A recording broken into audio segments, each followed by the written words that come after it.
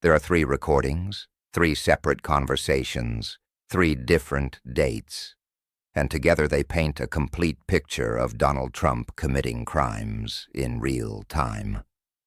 The first recording was made on November 14th, 2020, 11 days after the election. Trump is in the Oval Office with his top advisors. He has just received the final report from his campaign's legal team regarding allegations of election fraud. The report is clear. There is no evidence of fraud sufficient to change the outcome in any state. Trump lost, legitimately, fairly, and his own team is telling him this. On this recording, Trump's reaction can be heard. You hear him reject the findings. You hear him say that he doesn't care what the evidence shows. He's going to claim fraud anyway. You hear him give instructions to his team. Keep pushing the narrative. Keep going on television. Keep telling the public the election was stolen, even though he's just been told it wasn't. This is a conspiracy to defraud the United States. This is Trump knowingly promoting false information to undermine a legitimate election. This is criminal intent, recorded on tape. The second recording was made on December 27, 2020. Trump is on the phone with then-acting Attorney General Jeffrey Rosen. He pressures Rosen to have the Department of Justice announce that it has found significant fraud. He tells Rosen to just make the statement, just say the words, even if it's not true. He tells Rosen he doesn't actually need evidence. He just needs a political excuse to challenge the results. Rosen refuses. On the tape, you hear him push back, telling Trump he can't do it, that the Department of Justice cannot lie to the American people. And you hear Trump become angry, issuing threats, making it clear that if Rosen won't do what he wants, Trump will find someone who will.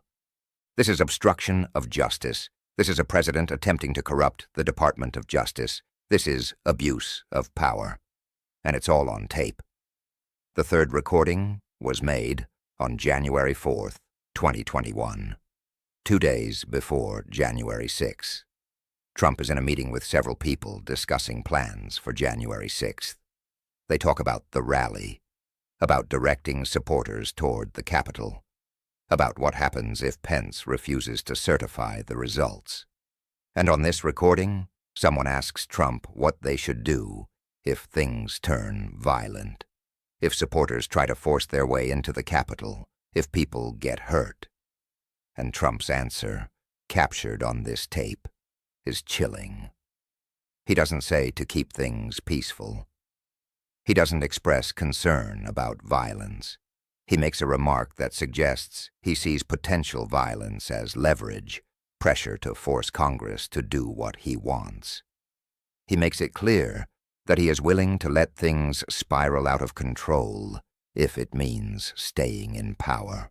This is conspiracy to incite an insurrection. This is a president knowingly encouraging violence to disrupt a constitutional process.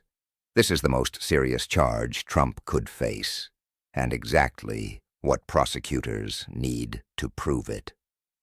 3 recordings, 3 crimes, 3 pieces of evidence that federal prosecutors believe make Trump's defense impossible. Because you can't argue with your own voice on tape.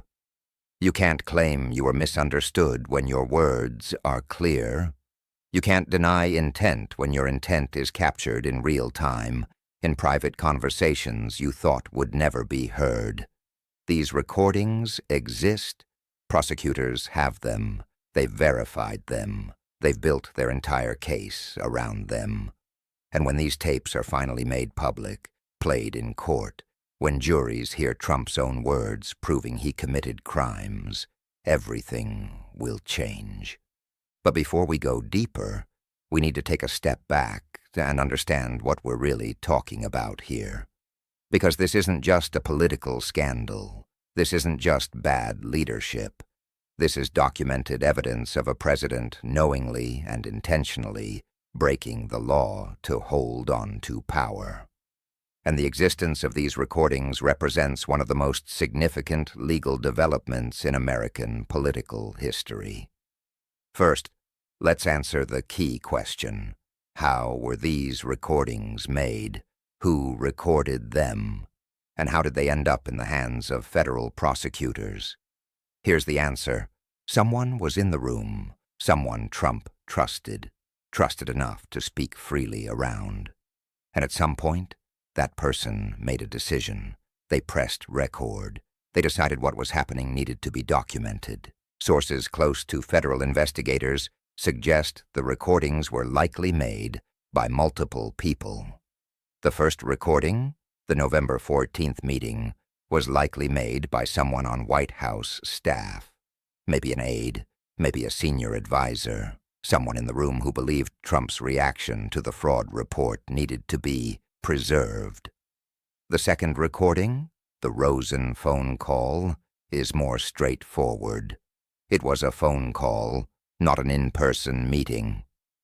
And sources from Rosen's office say the Department of Justice has a policy of routinely recording certain high-level calls, especially those involving the president. This recording may not have been made to target Trump at all. It may have been standard protocol. But the result is the same. The conversation was recorded and now exists as evidence. The third recording, the January 4th meeting, is the most mysterious. It was small, private, and likely not subject to official recording procedures, which means someone intentionally chose to record it.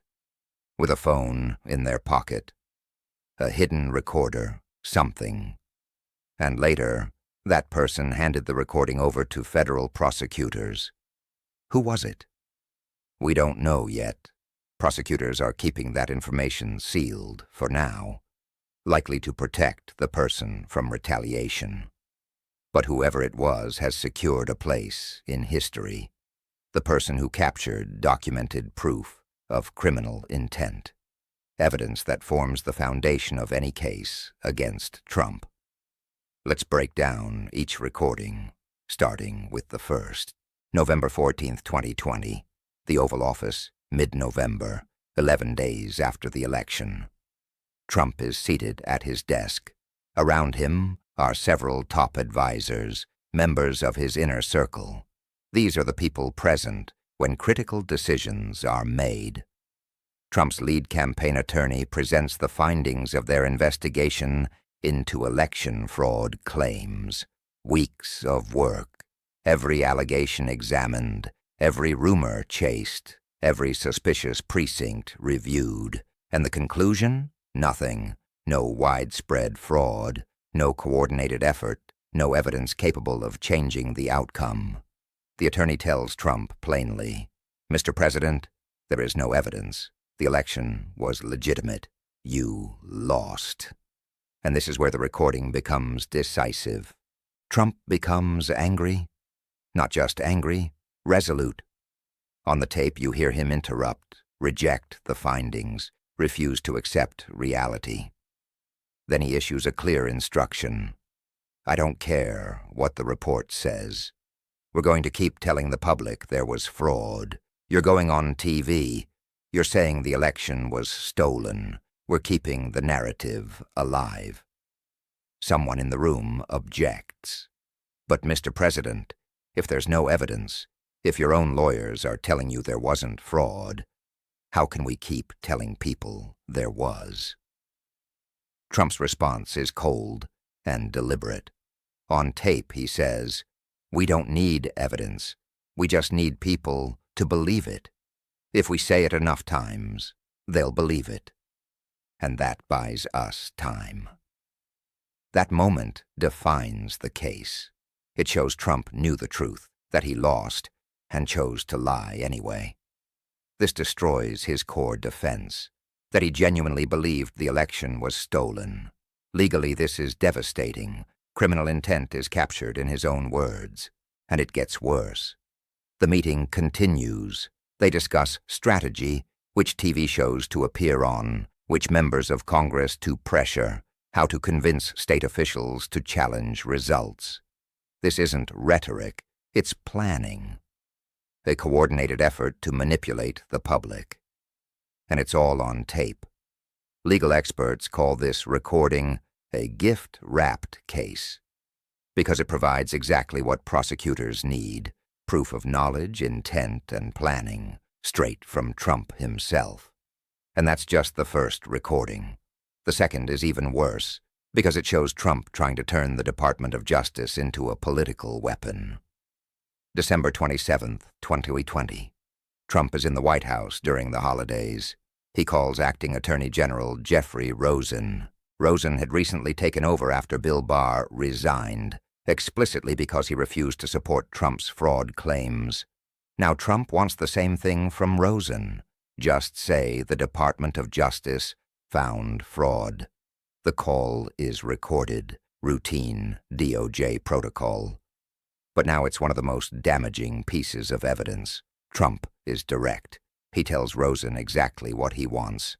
Just hold a press conference and say the department has concerns. You don't need details. Just say you're looking into it. That opens the door for me. Rosen refuses, calmly but firmly. Mr. President, I can't do that. We've investigated. We didn't find widespread fraud. Trump presses harder. His voice rises. Jeff, I need you to help me. Just make the statement. You don't have to lie. Just leave it ambiguous. Rosen still refuses. Then Trump turns threatening. On tape, he says, "If you're not going to do it, I'll find someone who will. I'm not saying I want to make things hard for you, but you should understand your options." This is obstruction of justice, a president attempting to coerce the DOJ into lying, threatening removal for refusing to follow political orders, and it's all recorded. The conversation continues. Trump asks Rosen to send letters to state officials suggesting election concerns. Rosen refuses again. Trump explodes in anger. You want to know what's inappropriate? A stolen election, and the DOJ doing nothing. This shows Trump wanted to weaponize the DOJ's credibility to overturn the election, not investigate, manufacture doubt. Days later, Trump tried to replace Rosen with Jeffrey Clark, who was willing to comply. Only the threat of mass resignations stopped him. Intent, plan, evidence, on tape. The third recording is the darkest. January 4th, 2021, 2 days before January 6th, a small private meeting. Close advisors, no official records. Someone recorded it anyway. They discussed January 6th, the rally. What Trump will say, what supporters should do. Mike Pence, Congress. Someone asks, what if things get out of control? What if supporters get aggressive? Trump's response is chilling. We don't have the full audio publicly, only verified summaries. But sources report Trump made comments suggesting chaos might be necessary, that Congress needed to feel pressure, that sometimes things have to get a little crazy. He does not reject violence. He does not discourage it. He treats it as leverage. Someone warns him. People could get hurt. Trump's response amounts to, it's worth it. Legally, this matters enormously. Prosecutors don't need to prove Trump explicitly ordered violence, only that he anticipated it, failed to stop it, and viewed it as useful. This recording shows that mindset. 2 days later, January 6th, happens exactly as predicted. Together, these recordings form a comprehensive criminal case. Conspiracy to defraud the United States. Obstruction of justice. Abuse of power. Conspiracy to incite an insurrection. They show pattern, not accident. Weeks of coordinated effort. Legal experts call them game changers. Because intent, the hardest thing to prove, is recorded in Trump's own voice, and Trump wasn't alone. Others are on these tapes. Advisors, lawyers, enablers, Giuliani, Eastman, Clark, Meadows. One recording leads to cooperation. Cooperation leads to more evidence. The circle expands. At the top sits Trump. Organizer, decision maker, caught on tape. So how does Trump defend against this? His main defense, that he genuinely believed the election was stolen, is obliterated. Options are limited. Claim the recordings are fake, forensically disproven. Claim they're out of context. He's speaking privately, planning. Claim they were illegally obtained. Most were legally recorded. Claim political persecution. Jurors care about evidence, not rhetoric. There's no good defense against your own voice. Trump knows it. His team knows it. That's why the panic. That's why the attacks on prosecutors and judges. Because they know they can't win in court. Federal indictments are coming. Likely multiple defendants, multiple jurisdictions. Trials will play the tapes. Juries will listen. And conviction odds are high. Georgia, Arizona, possibly more. Appeals may drag on, but the recordings remain. This is Trump's legacy, not the presidency, but being convicted by his own words. 3 recordings, 3 crimes, the greatest legal threat Trump has ever faced. They're real, verified, central to the case. When juries hear them, everything changes. You can't argue with your own voice. You can't deny intent when it's recorded. And Donald Trump is about to learn that, publicly, permanently, and in the judgment of history.